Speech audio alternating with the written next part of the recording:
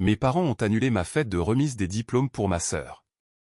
J'ai donc organisé ma propre célébration sans eux et j'ai bâti un avenir qu'ils ne pouvaient regarder que de loin. Je suis donc parti. Et des mois plus tard, ils ont regardé mon succès à Stanford aux informations. J'ai jeté l'invitation après qu'elle soit restée sur mon bureau pendant 4 semaines. Ma fête de remise des diplômes de fin d'études secondaires a été annoncée avec des lettres dorées sur du papier cartonné crème. Maman les avait commandées sur mesure et avait probablement payé 180 € pour ces horribles choses. Elle me les avait présentées avec un grand sourire, comme si elle était fière pour une fois. Nous invitons tout le monde, ma chérie. Tante Linda, oncle Doug, la famille Henderson de l'église, les amis de travail de ton père. C'est un si grand accomplissement. J'aurais dû m'en douter. Avec ma famille, les choses merveilleuses duraient rarement assez longtemps pour être vraiment appréciées. Cela a commencé mardi, exactement 10 jours avant la remise des diplômes. Je suis rentré chez moi après mon travail à l'épicerie pour trouver maman assise à la table de la cuisine avec cette expression sur son visage.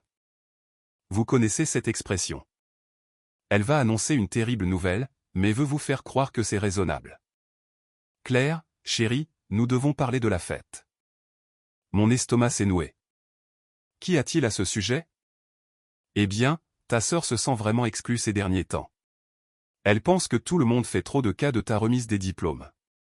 Et honnêtement, ton père et moi en avons discuté, et nous pensons qu'elle a raison. Je l'ai regardée. Le 16e anniversaire d'Amber. Elle est en 10e année. Qu'est-ce que ma remise des diplômes a à voir avec elle? Maman a soupiré comme si j'étais difficile. Tu sais à quel point elle est sensible. Elle pleure dans sa chambre toutes les nuits parce qu'elle se sent invisible. Tout ce dont on parle maintenant, c'est de toi. Toi. Toi. Tes accomplissements, ton avenir, tes projets universitaires. Elle a l'impression que plus personne ne se soucie d'elle parce que je termine mes études secondaires. Quelque chose qui n'arrive qu'une fois dans une vie. Ne sois pas dramatique. Claire, nous pensons juste qu'il serait préférable de reporter la fête. Peut-être faire quelque chose de plus petit, de plus calme. Amber a suggéré que nous pourrions faire un dîner en famille à la place. Juste nous 5. Ne serait-ce pas plus agréable? De toute façon, plus intime. Nous 5. Maman, papa, Amber, moi, et mon jeune frère Ethan, qui a 12 ans et qui se moquait éperdument de tout ce drame. Il voulait juste jouer à Fortnite et manger des rouleaux de pizza. Vous voulez annuler ma fête de remise des diplômes parce que les sentiments d'Amber sont blessés par le fait que les gens me félicitent. Nous ne l'annulons pas. Nous la reportons. Pour quand?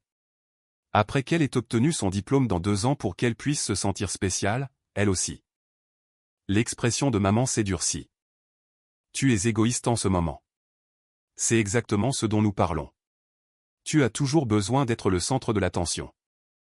L'ironie était si lourde que j'aurais pu m'étouffer. J'avais passé toute ma vie à être l'enfant invisible. Amber, la petite fille aux grands yeux bleus et aux cheveux d'or, ne pouvait rien faire de mal. Quand elle faisait des crises de colère à 13 ans, elle s'exprimait. Quand je m'énervais à 13 ans, j'étais difficile et je devais améliorer ma gestion émotionnelle. Amber a été inscrite au tableau d'honneur une fois en 8e année, et son père l'a emmenée à Disneyland. J'étais au tableau d'honneur à chaque semestre depuis la 5e année, et la plus grande attention que j'avais jamais reçue était un « c'est bien, chérie » pendant que papa regardait son téléphone. Elle voulait suivre des cours de danse, alors nous l'avons fait. Elle voulait un nouvel ordinateur portable. Elle a reçu un nouvel ordinateur portable. Elle a décidé qu'elle voulait jouer de la guitare. Et 2 leçons plus tard, une guitare acoustique de 350 € se trouvait dans sa chambre, moment auquel elle s'est ennuyée et a arrêté. J'avais travaillé depuis l'âge de 17 ans pour acheter mon premier véhicule, une Honda Civic de 2009 cabossée avec une égratignure sur la portière du passager et un lecteur de cassette qui fonctionnait à peine. J'ai payé pour ma propre assurance, mon essence et tout le reste. J'avais postulé à 12 universités et j'avais été accepté dans 8 d'entre elles, y compris mon école préférée à travers le pays. J'avais obtenu une bourse partielle basée sur ma moyenne générale et mes résultats aux examens. J'avais tout fait correctement et maintenant ils voulaient annuler ma fête de remise des diplômes parce que ma sœur ne pouvait pas supporter 4 heures de personnes me félicitant au lieu d'elle. Je ne reporte pas ma fête, ai-je répondu calmement. Vous avez déjà envoyé les invitations. Les gens ont déjà acheté des cadeaux. Tante Linda conduit 4 heures pour venir ici. Nous appellerons tout le monde et nous expliquerons. Ils comprendront. Je ne comprends pas, l'ai-je dit. Claire, tu dois être plus compréhensive. Laisse Amber être sous les projecteurs pour une fois. Est-ce vraiment trop demandé? Quelque chose en moi s'est brisé. Pour une fois? Êtes-vous vraiment sérieuse en ce moment? Amber a été sous les projecteurs toute ma vie. Absolument tout ce qu'elle a jamais voulu, elle l'a obtenu. Chaque accomplissement de sa part est célébré comme si elle avait gagné le prix Nobel, alors que les miens sont ignorés à moins qu'ils ne vous soient bénéfiques d'une manière ou d'une autre. J'obtiens mon diplôme avec les honneurs. Maman, je vais à Stanford avec une bourse. Et vous voulez annuler ma fête parce qu'Amber est jalouse? Ne lève pas la voix sur moi. Ne me traitez pas comme si j'étais jetable. Papa est entré, toujours habillé pour le travail, la cravate desserrée autour du cou. Pourquoi tous ces cris?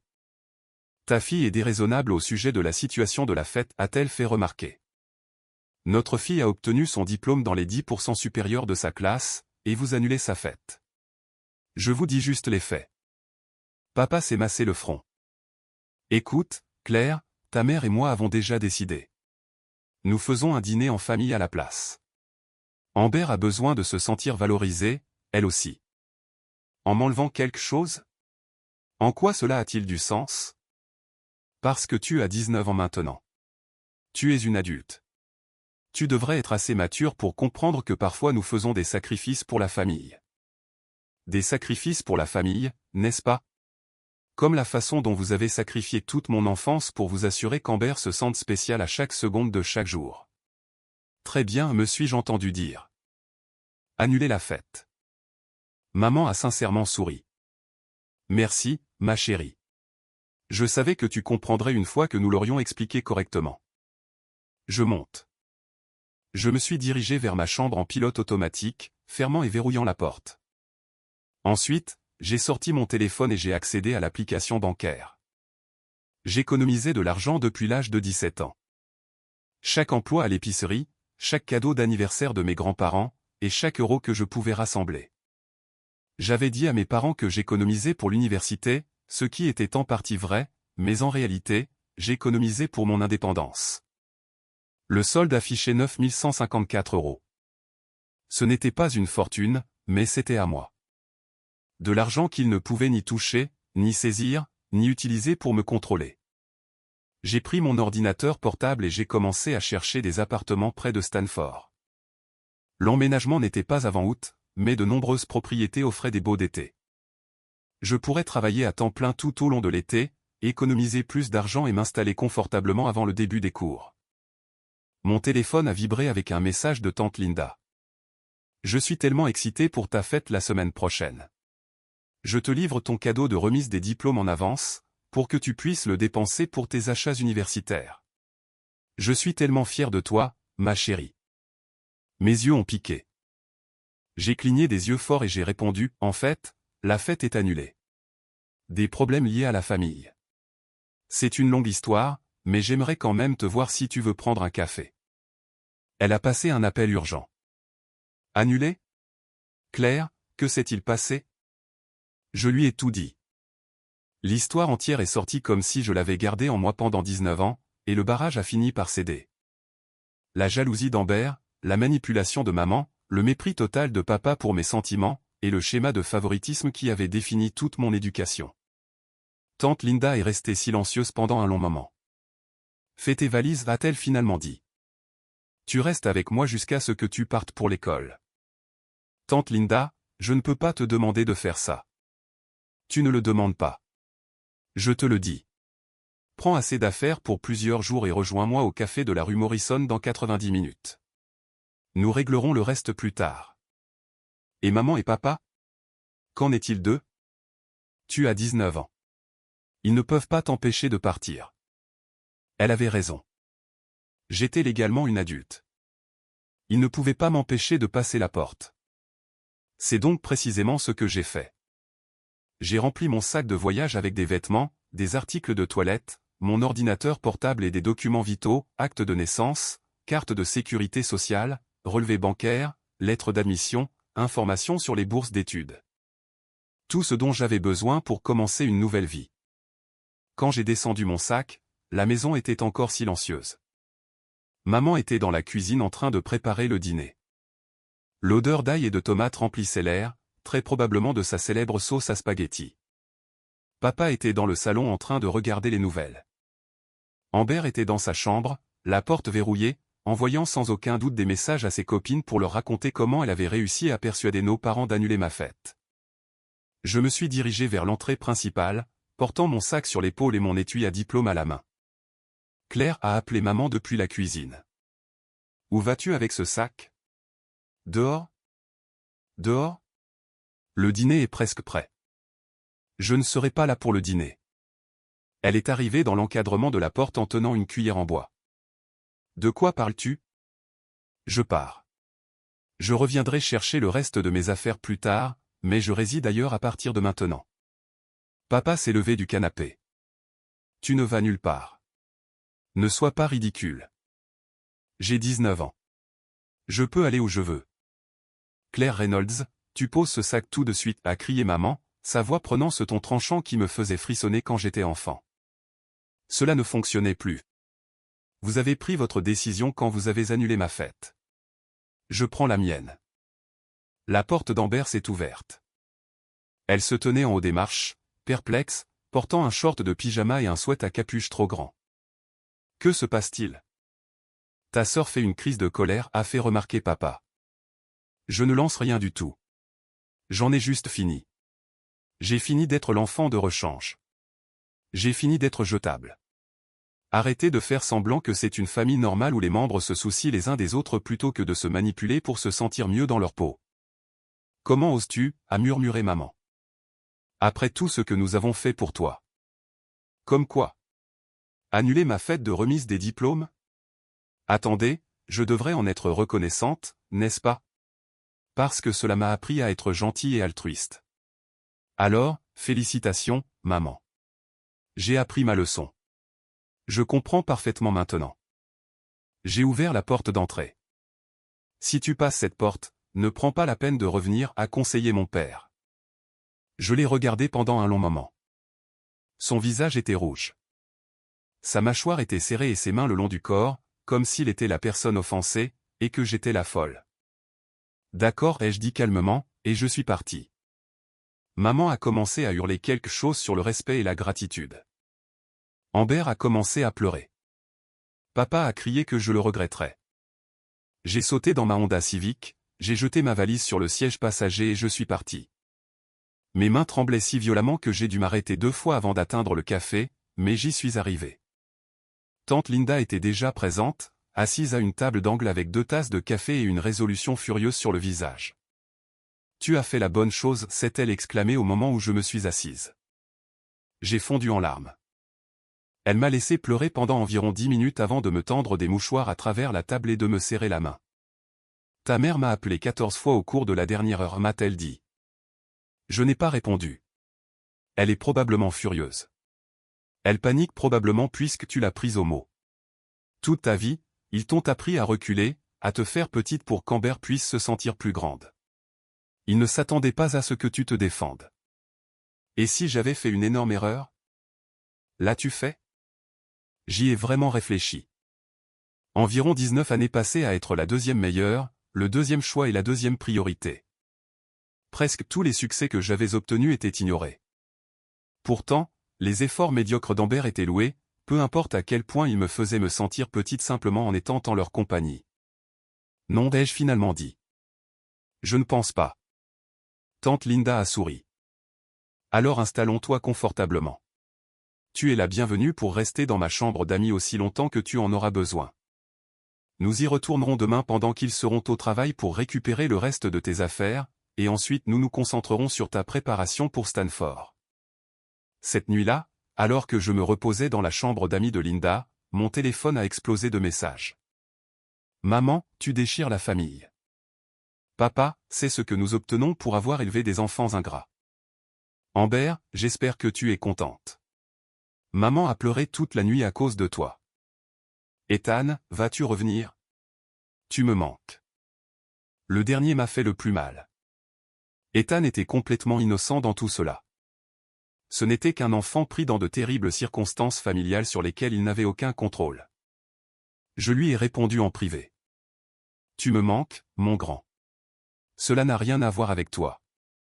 Je te verrai bientôt. Je te le promets. J'ai ignoré le reste.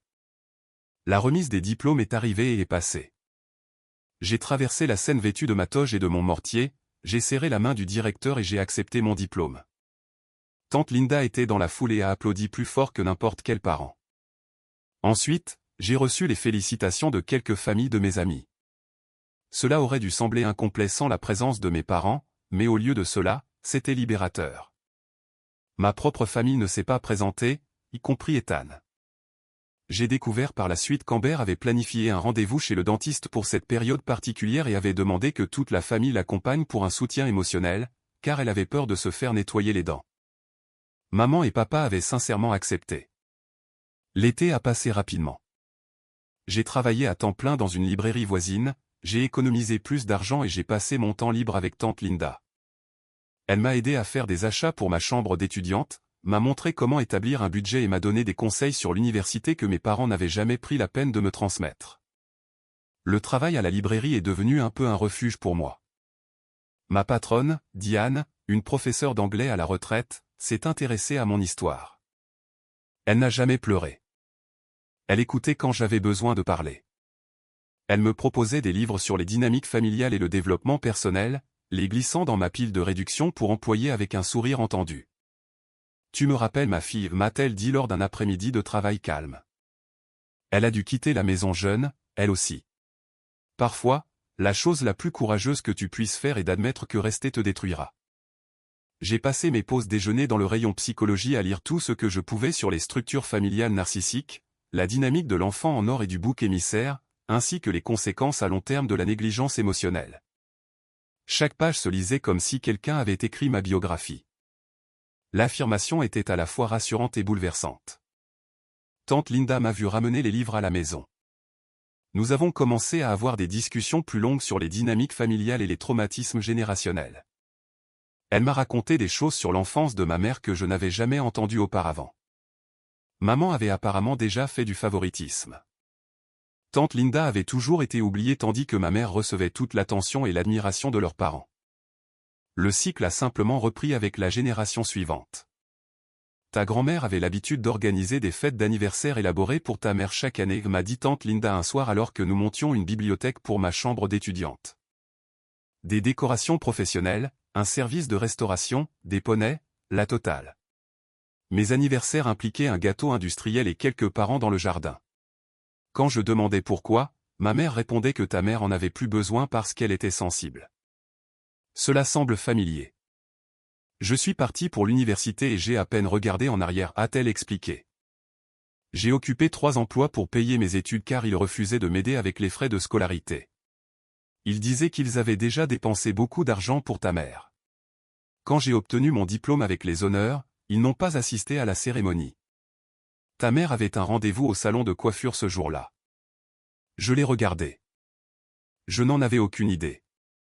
Ta mère n'a jamais appris à partager les projecteurs, a fait remarquer tante Linda en serrant une vis sur la bibliothèque. Alors, quand elle a eu des enfants, elle a involontairement répété la même dynamique. Amber est devenue elle, et tu es devenu moi. Ce n'est pas juste et ce n'est pas ta faute, mais c'est ce qui s'est passé. Penses-tu qu'elle comprendra un jour ce qu'elle a fait? Tante Linda a haussé les épaules. Certaines personnes ne le font jamais. Elles sont trop absorbées par leur propre histoire pour reconnaître le mal qu'elles font. J'ai fait la paix avec cela il y a de nombreuses années. Ma mère est décédée en pensant toujours qu'elle avait été juste envers nous deux. Ta mère fera probablement la même chose. Le poids de cette compréhension s'est abattu sur moi. Cette tendance pourrait ne jamais se briser. Ma mère pourrait ne jamais se réveiller un jour et réaliser ce qu'elle m'a fait. Je pourrais attendre des excuses qui ne viendront jamais, espérer une reconnaissance qui n'arrivera jamais. Comment as-tu arrêté d'être en colère, ai-je demandé. Qui a dit que j'avais arrêté? Tante Linda a souri tristement. J'ai juste appris à vivre une vie décente pour que ma colère n'ait plus d'importance. C'est tout ce que tu peux faire. Rends ta vie si riche et si significative que ceux qui te font du mal deviennent des notes de bas de page plutôt que l'histoire principale. En août, j'ai déménagé en Californie. Stanford était tout ce que j'imaginais et même plus. Le campus était magnifique. Mes cours étaient difficiles de la meilleure façon possible. Et pour la première fois de ma vie, j'avais l'impression d'être à ma place. J'ai pu me faire des amis sans effort. Sophie, ma colocataire, était une étudiante en informatique de Seattle avec un sens de l'humour féroce et une dépendance au café égale à la mienne. Nous veillions tard à parler de tout et de rien. Et elle ne m'a jamais fait sentir que j'en faisais trop ou pas assez. J'ai rejoint des groupes, assisté à des événements et me suis consacré à mes études. La psychologie m'avait toujours intéressé, et maintenant j'apprenais avec des professeurs qui étaient de véritables experts dans leur matière. Je prospérais d'une manière que je n'aurais jamais pu accomplir à la maison. Mes parents ont essayé de me contacter à quelques reprises au cours de ces premiers mois, envoyant des messages maladroits pour demander comment se passait l'école, et des courriers électroniques avec des liens vers des choses qu'ils pensaient m'intéresser. Maman a envoyé un colis de soins en octobre avec des biscuits faits maison et un message qui disait « Tu nous manques ». Le colis est resté intact sur mon bureau pendant 2 jours avant que je n'y jette un coup d'œil. Mes biscuits préférés étaient aux pépites de chocolat et aux noix, qu'elle préparait lors d'occasions spéciales. Il y avait aussi un tout nouveau pull de Stanford avec les étiquettes encore attachées, ainsi qu'une photo encadrée de notre famille datant d'il y a 6 ans. J'ai regardé la photo pendant un long moment. Nous étions à la plage, tous les 5 souriants pour la photo. Ethan était simplement un petit enfant à qui il manquait les dents de devant. Amber semblait être vraiment joyeuse, comme si elle ne faisait pas semblant pour qui que ce soit. J'avais 14 ans, espérant toujours que les choses s'amélioreraient. Sophie m'a trouvé assise sur le sol, tenant la photo sur mes genoux. Est-ce que ça va? Je ne sais pas. Ils ont envoyé ces choses et une partie de moi veut t'appeler pour les remercier. Une partie de moi veut tout jeter, et une partie de moi est triste parce que quand je regarde cette image, je n'arrive pas à me rappeler la dernière fois où nous avons été heureux ensemble. Elle s'est assise à côté de moi et a dit « Veux-tu savoir ce que je pense ?» Oui. Je crois que faire son deuil est difficile. Tu peux pleurer la famille que tu aurais aimé avoir tout en te protégeant de la famille que tu as réellement. Ces choses peuvent exister simultanément. Elle avait raison. Je pouvais regretter l'idée d'avoir des parents qui me soutiennent tout en acceptant le fait que la réalité de mes parents était destructrice. Je pouvais souhaiter qu'ils changent tout en réalisant qu'ils ne le feraient probablement pas. J'ai conservé les biscuits et je les ai distribués à mon étage de la résidence. J'ai donné le pull à la friperie de l'université car j'avais déjà 3 sweatshirts de Stanford. Et j'ai mis la photo dans un tiroir pour ne pas avoir à la regarder tous les jours, sans pour autant la jeter. Mais ils ne se sont jamais excusés et n'ont jamais reconnu leurs actes. Ils n'ont jamais dit qu'annuler ma fête de remise des diplômes était une erreur ou que leur traitement à mon égard pendant toute mon enfance était injuste. J'ai donc gardé mes distances, répondant poliment mais brièvement, fournissant des mises à jour superficielles et ne m'engageant émotionnellement en aucune façon. Ethan et moi sommes restés en contact par des conversations vidéo et des messages. Il me parlait de son équipe de football, de ses études et du nouveau jeu vidéo qui le passionnait. Je l'informais sur la Californie et la vie universitaire, puis je lui envoyais des mèmes de lapin.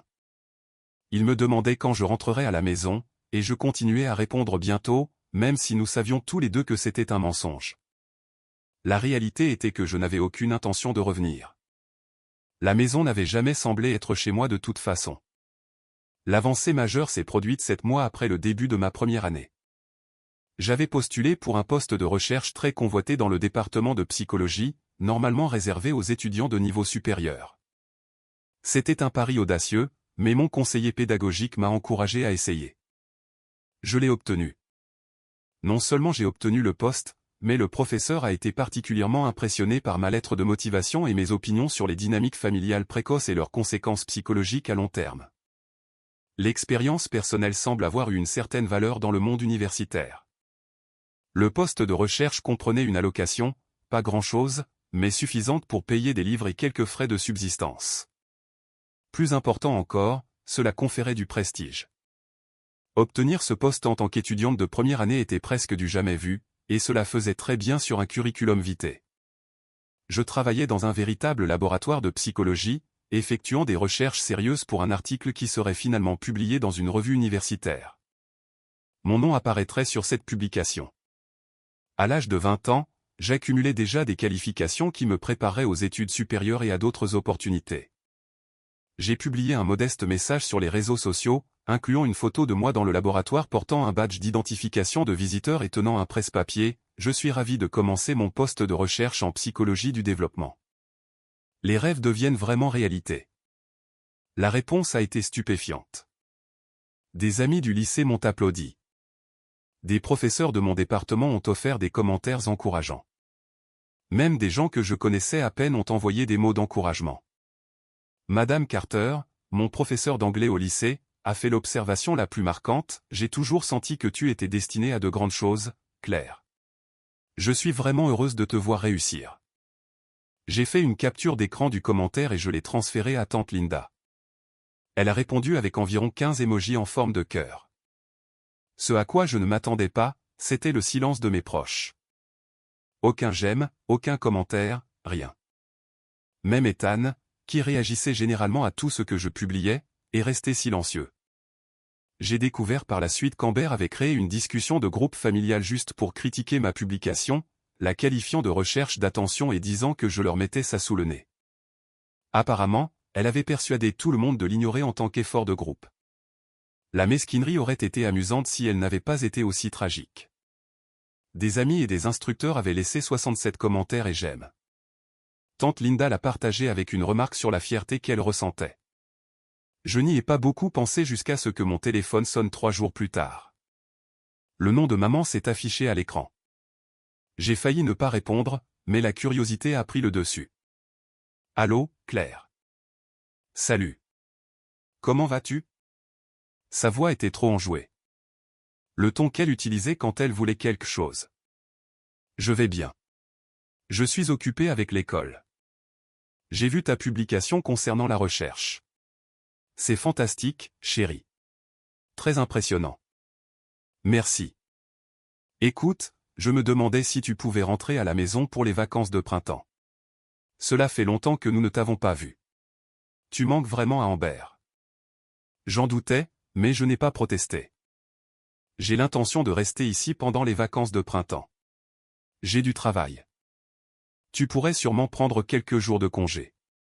Nous aimerions te voir, et tu pourrais nous parler de tes études et de ton poste de recherche. Je suis sûr que tout le monde serait très impatient d'en apprendre davantage à ce sujet. C'était ça. Tout le monde, y compris la famille élargie, les amis de l'église et les voisins. Ils pourraient se vanter auprès des autres des études importantes de leur fille à Stanford. Maintenant que j'avais quelque chose d'exceptionnel à montrer, ils voulaient que je rentre à la maison. J'y réfléchirai, ai-je menti. Super.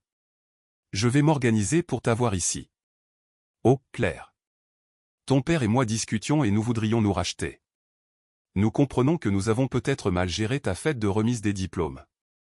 Nous avons pensé t'organiser une célébration tardive pendant que tu seras à la maison. Inviter tout le monde. Rendre ça vraiment spécial. Nous avons peut-être mal géré les choses. C'était ce qui se rapprochait le plus d'une excuse que j'allais recevoir. J'ai répondu, j'y réfléchirai.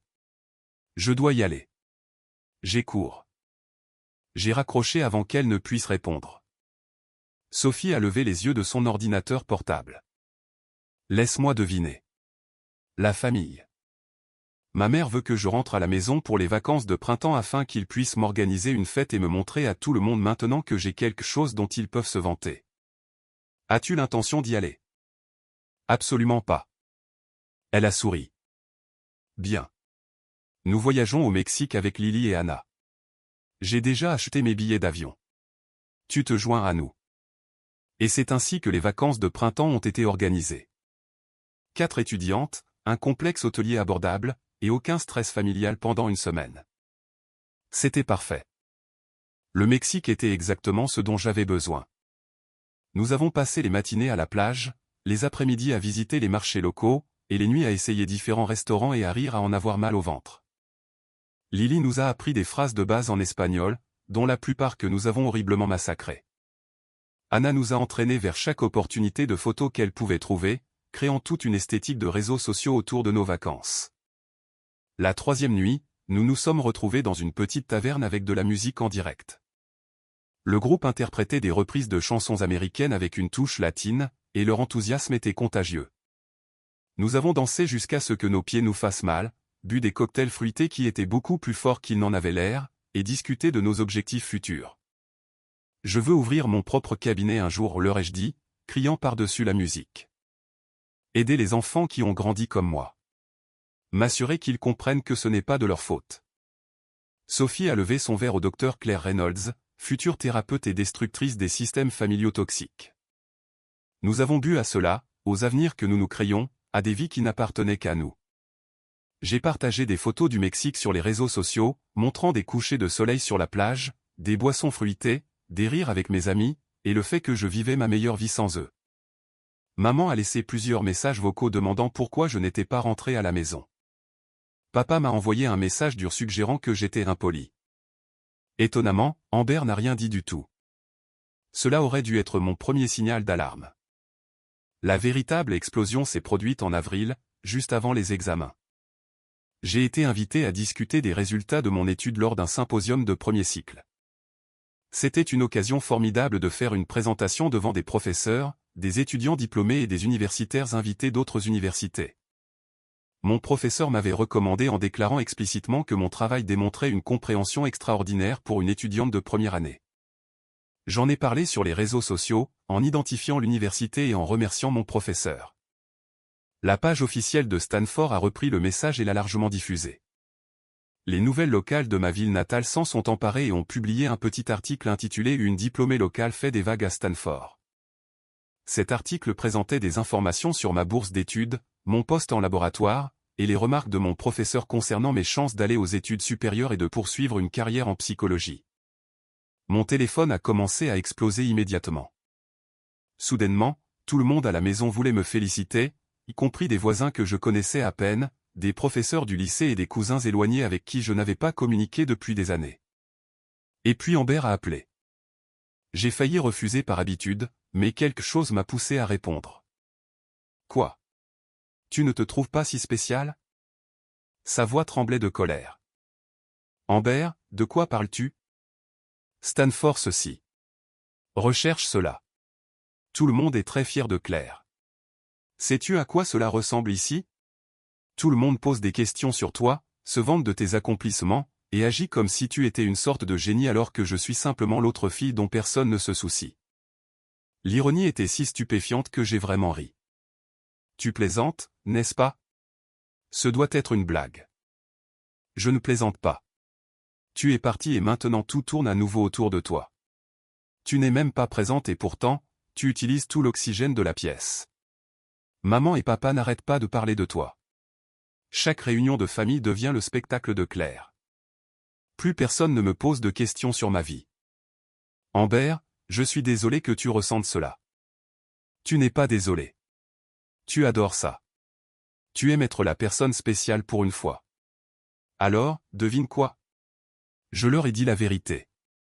Je leur ai dit comment tu avais abandonné ta famille pour une fête stupide, comment tu es égoïste et ingrate, et comment tout ce qui t'importe, c'est toi-même. Je leur ai tout dit. Mon estomac s'est noué. Exactement. Que leur as-tu dit? Le fait est que tu as choisi une fête au hasard plutôt que les sentiments de ta sœur. Que tu as fait une crise et que tu t'es enfui de la maison comme une enfant. Que maman et papa ont fait tout ce qu'ils pouvaient pour te joindre, mais que tu as refusé de leur pardonner pour une erreur mineure. Je l'ai dit à tante Linda, aussi. Je l'ai appelée et je lui ai dit comment tu manipulais tout le monde avec tes pleurnicheries. Un froid s'était formé dans ma poitrine. Alors, qu'a dit tante Linda? Elle a fait une pause. Elle m'a raccroché au nez, mais c'est parce que tu l'as clairement empoisonné contre toute la famille. Ou peut-être que c'est parce qu'elle sait que tu mens. Je ne mens pas. Tu nous as abandonnés. J'ai démissionné après 19 ans à être traité comme si je n'avais aucune importance. Il y a une différence. Oh mon Dieu, tu es tellement théâtral. Nous t'avons bien traité. Mieux que bien. Nous t'avons tout donné.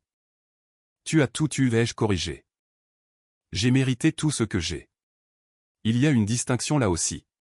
Mais je ne m'attends pas à ce que tu la saisisses. Tout le monde te reconnaît maintenant pour ce que tu es vraiment. La comédie de l'enfant en or parfaite ne fonctionne plus. Est-ce ce que tu crois? Que c'est une comédie?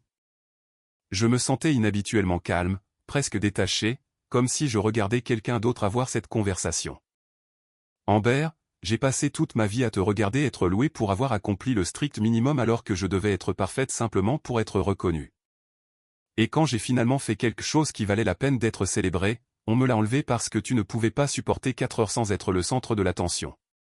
Alors oui, je suis partie et je me suis construit une vie sans aucun de vous. Et je suis plus heureuse aujourd'hui que je ne l'ai jamais été. Ce n'est pas une comédie. C'est simplement moi, pouvant enfin exister sans avoir à me réduire continuellement pour ton bénéfice. Tu es une telle. J'en ai fini avec cette conversation. Ne m'appelle plus jamais. J'ai raccroché et j'ai immédiatement appelé tante Linda. Elle a répondu à la première sonnerie. J'étais sur le point de t'appeler, a-t-elle expliqué. Amber vient de péter un câble avec moi. Elle t'a appelé? Oh, chérie. Elle a fait bien plus que simplement passer un appel. Elle s'est pointée chez moi en criant que j'avais détruit sa famille en te poussant à partir. Ta mère était avec elle. Mon sang s'est glacé. Maman était là. Elles m'ont tendu une embuscade après ma promenade matinale, a expliqué tante Linda. Elles ont commencé à fulminer sur la façon dont je t'ai monté contre elles. Que tu es devenu un monstre ingrat qui se croit trop bien pour sa propre famille. Amber était vraiment frénétique, sanglotant, hurlant et disant des choses méchantes à ton sujet. Je suis tellement désolé que tu aies eu à faire face à ça. Ne t'excuse pas, sais-tu ce qui s'est passé ensuite? Ta mère a commencé à être d'accord avec elle. Elle a commencé à dire à Amber qu'elle avait raison, que tu avais toujours été égoïste et difficile, et qu'ils auraient dû être plus sévères avec toi en grandissant. Claire, je n'ai jamais entendu personne parler de son propre enfant de cette façon. Je me sentais engourdi. Que as-tu dit? Je leur ai dit exactement ce que je ressentais. Qu'ils avaient passé 19 ans à t'ignorer au profit d'Amber. Qu'ils avaient causé tout ce gâchis en annulant ta fête de remise des diplômes par méchanceté. Et que tu réussissais à Stanford précisément parce que tu t'étais éloigné de leur comportement toxique. Ensuite, je les ai prévenus de quitter ma propriété avant que je ne contacte la police. Sont-elles parties finalement? Oui, mais pas avant qu'Amber ne fasse une crise complète. Elle a commencé à crier comment tu lui avais volé sa vie, comment tout aurait dû lui appartenir, et comment il était injuste que tu puisses réussir alors qu'elle était coincée à la maison à être moyenne. Ta mère n'a même pas essayé de la calmer. Elle est simplement restée là, d'accord avec tout ce que disait Amber. Et papa? Il était dans la voiture. Il n'en est même jamais sorti. Il est juste resté là comme un lâche pendant que sa femme et ses enfants me harcelaient sur le pas de ma propre porte. Je suis tombé sur mon lit, le téléphone placé contre mon oreille. C'est de la folie. C'est la réalité, a fait remarquer tante Linda doucement. C'est ce qu'ils sont vraiment, Claire. Et franchement, je crois qu'Amber t'a rendu service. Elle t'a appris que peu importe ce que tu fais ou le succès que tu obtiens, ils ne seront jamais heureux pour toi. Ils trouveront toujours un moyen de tout ramener à eux, de minimiser tes accomplissements et de te punir d'avoir osé éclipser Amber. Tu avais besoin de voir cela clairement. Elle avait raison, mais cela faisait quand même mal. Le problème avec les familles dysfonctionnelles, c'est que vous espérez constamment un changement. Vous espérez qu'un jour, ils se réveilleront, comprendront ce qu'ils ont fait, s'excuseront, et tout ira bien. Vous gardez cet espoir vivant même quand toutes les preuves suggèrent que c'est inutile. La crise d'Amber a complètement détruit ce rêve. Au cours des jours suivants, toute l'étendue de ses actes est devenue évidente. Elle était allée sur les réseaux sociaux et avait écrit un long message sinueux sur la façon dont j'avais abandonné ma famille et que je me comportais maintenant de manière supérieure parce que je fréquentais Stanford. Elle disait que j'avais rompu toute communication avec eux sans raison, que je refusais de rentrer à la maison pour les vacances, et que j'étais trop bien pour ma propre famille. Bien sûr, elle avait habilement omis la partie concernant l'annulation de ma fête de remise des diplômes, les années de favoritisme et de violence psychologique, et tout le contexte qui expliquerait pourquoi j'avais pris les décisions que j'avais prises. Le message a pris de l'ampleur dans notre ville natale. Des personnes qui ne connaissaient pas la situation complète ont commencé à me critiquer, me traitant d'ingrate et d'arrogante. D'anciens camarades de classe qui ne m'avaient jamais aimé en ont rajouté. Cependant, quelque chose d'inattendu s'est produit.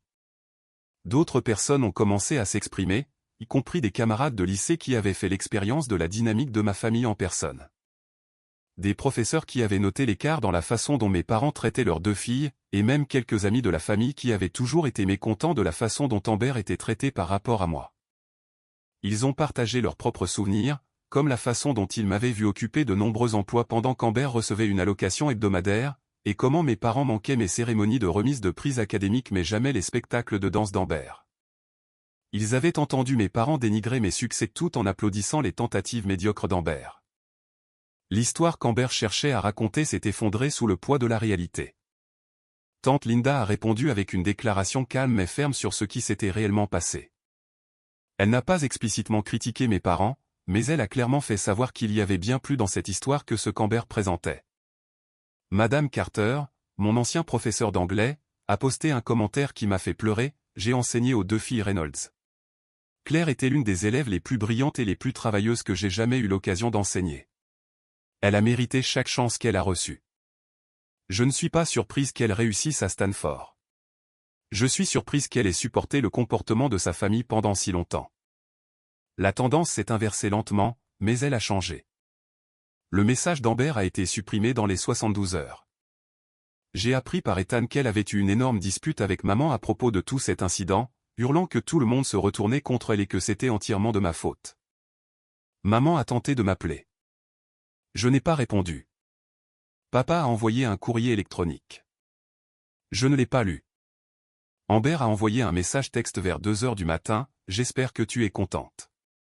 Tu as dévasté cette famille. J'ai bloqué son numéro et je me suis rendormi. Les examens finaux sont arrivés et passés.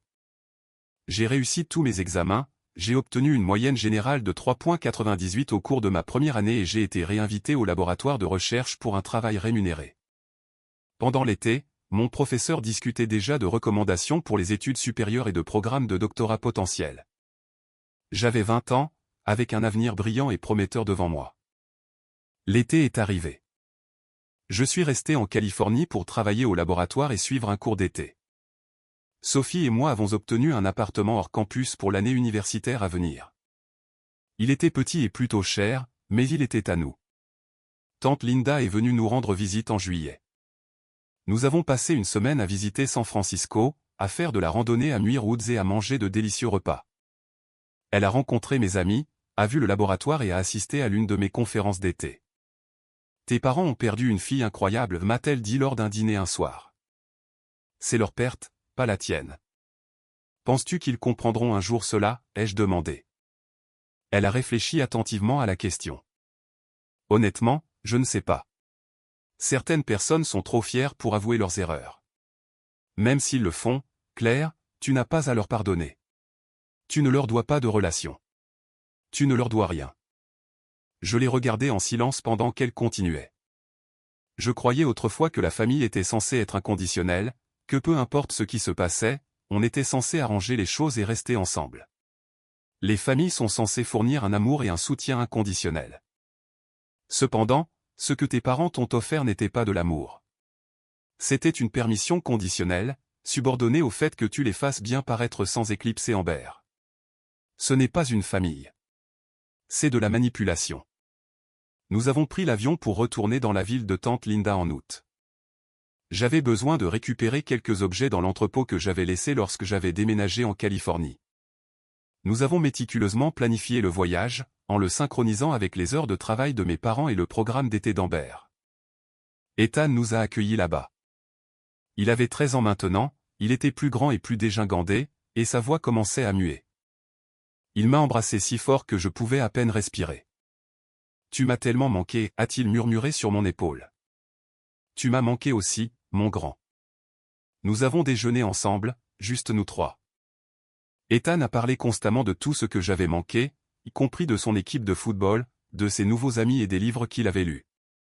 Il n'a pas beaucoup parlé de nos parents, ce qui m'a dit tout ce que j'avais besoin de savoir sur la situation à la maison. « Est-ce que tu reviendras un jour » a-t-il finalement demandé, déplaçant ses frites dans son assiette. J'ai regardé Tante Linda, puis Ethan. « Pas pour y vivre, mais je te rendrai visite, et quand tu seras plus grand, tu seras le bienvenu pour rester avec moi en Californie. » Et l'université ? Reviendras-tu à ce moment-là ? Ethan, je ne pense pas m'installer ici définitivement un jour. Cet endroit ne ressemble plus à un foyer. Son expression s'est assombrie, mais il a hoché la tête. Je comprends. J'ai entendu ce qui s'est passé lors de ta fête de remise des diplômes. Ce n'était pas juste. Qui te l'a dit? C'est moi, a ajouté tante Linda. Il méritait de connaître la vérité car tous les autres mentent à ce sujet. J'ai serré sa main par-dessus la table. Rien de tout cela n'est de ta responsabilité, d'accord? Cela n'affecte pas mes sentiments pour toi. Tu es mon frère. Je t'adore. Cela ne changera jamais. Même si je suis lié à eux, a-t-il demandé. Surtout parce que tu es lié à eux. Quelqu'un doit finir par être normal dans notre famille. Il a ri, et la tension est retombée. Nous avons passé l'après-midi au garde-meubles à trier des boîtes de mes souvenirs d'enfance, des albums de fin d'année, de vieilles récompenses, des photos, des animaux en peluche, des rappels d'une vie que j'avais eue avant que tout ne s'effondre. J'en ai conservé une partie. La majorité des choses a été donnée ou jetée. Il n'y avait pas beaucoup de raisons de garder des souvenirs qui ne faisaient que me contrarier. Alors que nous portions la dernière boîte dans la voiture de tante Linda, la voiture de ma mère est arrivée sur le parking. Ethan est devenu pâle. Ils ne sont pas censés être à la maison tout de suite. Maman s'est garée à 3 places de là et est sortie. Elle paraissait plus vieille que dans mes souvenirs et épuisée. Elle s'est approchée doucement, comme si elle craignait que je ne m'enfuis. Claire. J'ai entendu dire que tu étais en ville.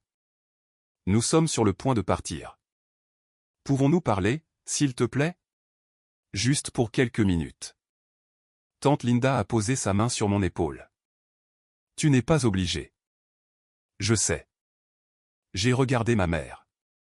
Tu as 10 minutes.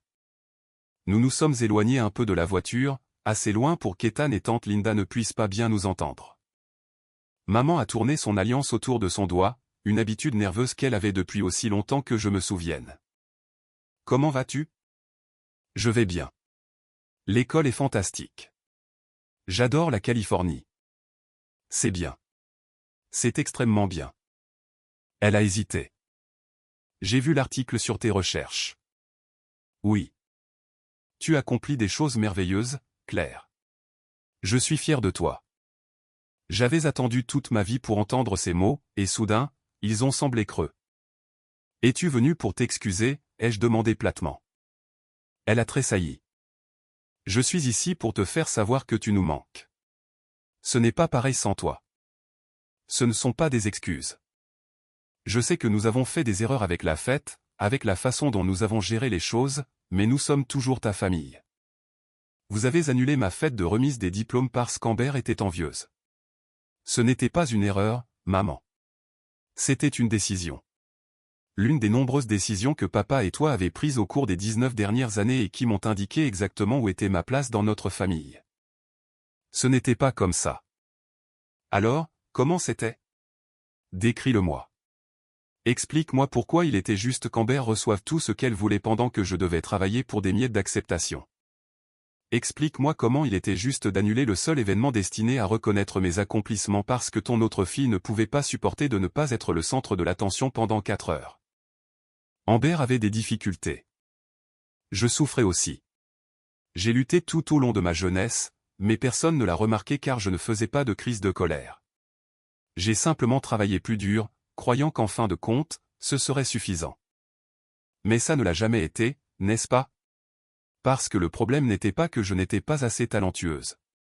Le problème, c'était que je n'étais pas Amber.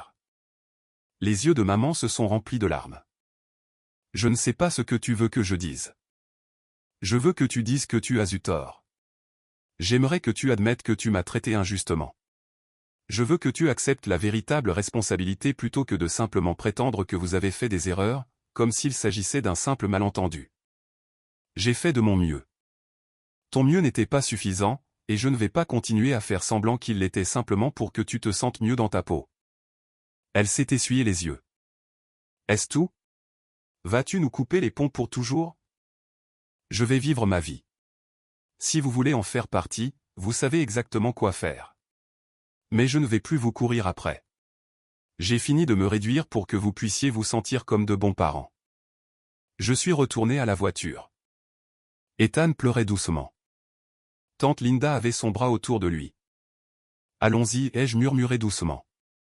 Nous sommes partis et je n'ai pas jeté un regard en arrière.